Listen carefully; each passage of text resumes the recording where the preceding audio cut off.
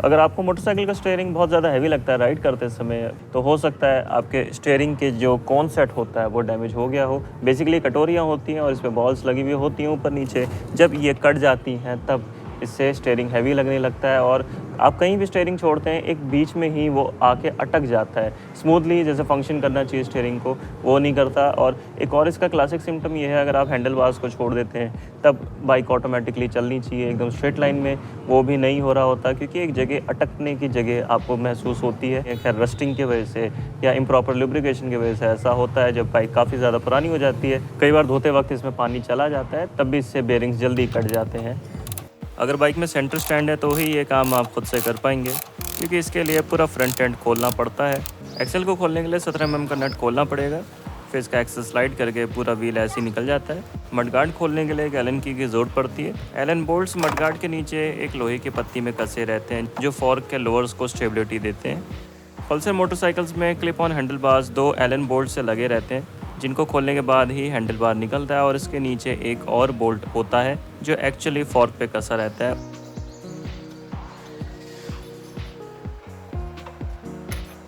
Fork के top नट पे Elon bolt जो कसा रहता है काफ़ी ज़्यादा टॉर्क स्पेसिफिकेशन पे रहता है। इसको खोलने के लिए काफ़ी एफर्ट करना पड़ेगा। इसके बाद पिंच बोल्ट्स को खोल के फॉर्क आराम से सरक के निकल जाएंगे। सी हुक स्पैनर की मदद से स्टीयरिंग के टॉप नट को भी खोल लेंगे। इसके बाद स्टीयरिंग की स्टेम नीचे की तरफ से सरक के निकल जाती है और सारे बेरिंग्स देखने को मिलते हैं। इसके साथ ही पूरी हेडलाइट असेंबली भी लटक जाती है, तो इसको सपोर्ट देने के लिए एक स्टूल की ज़रूरत पड़ती है। केबल्स के ज़रिए इसको लटका छोड़ना अच्छा नहीं होता। इसी स्टूल पे हैंडल बार्स को भी रख देंगे ताकि क्लच और रेस की केबल भी बेंड ना हो। बेरिंग के रेसेस को निकालने के लिए चारों तरफ हल्का हल्का मारना पड़ेगा एक सरिये की मदद से। कुछ इस तरीके की इनकी हालत है। ऐसी ऊपर की रेस को भी ठोक के निकाल लेंगे।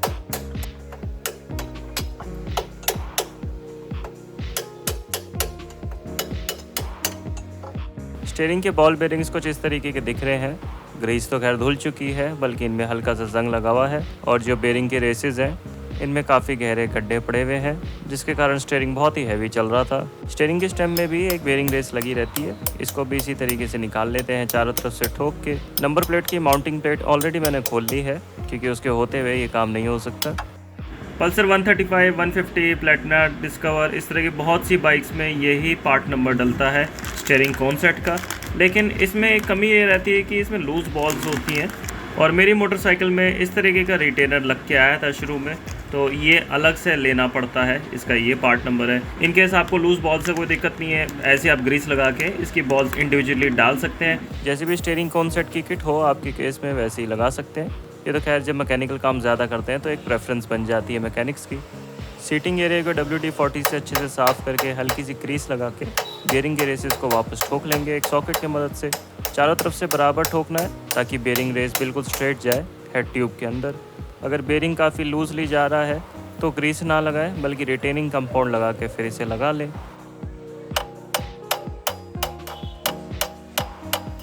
कॉन्सेट के रेसेस को बैठाने के लिए पुरानी बेरिंग रेस के ऊपर रख के भी ठोका जा सकता है। इससे रेस की सरफेस डैमेज नहीं होगी, क्योंकि बिल्कुल भी हथौड़ा नहीं लगना चाहिए अंदर की तरफ जहाँ पर इसकी बॉल बेरिंग्स चलती हैं। स्टीयरिंग स्टेम पे बेरिंग रेस लगाने के लिए 2 इंच के PVC पाइप का इस्तेमाल करना पड़ेगा। बेरिंग रेस को ठीक से बैठा के PVC पाइप पे खूब अच्छे से ठोका जा सकता है और इससे बेरिंग की सरफेस बिल्कुल भी डैमेज नहीं होती।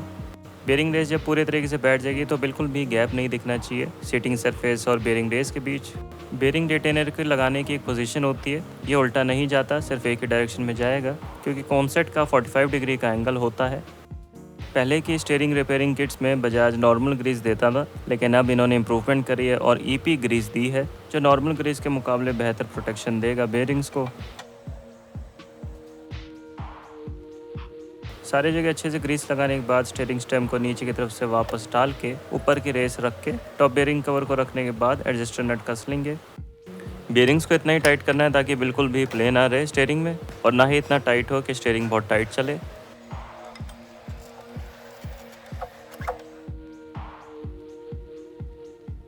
सेंटर नट कसने के बाद लैम्पशेड असेंबली की ग्रोमेट्स भी लगा लेंगे।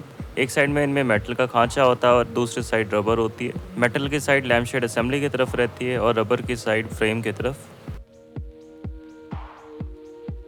फॉर्क के टॉप नट्स को कसने के बाद मडगार्ड के एलन बोल्ट्स कस लेंगे।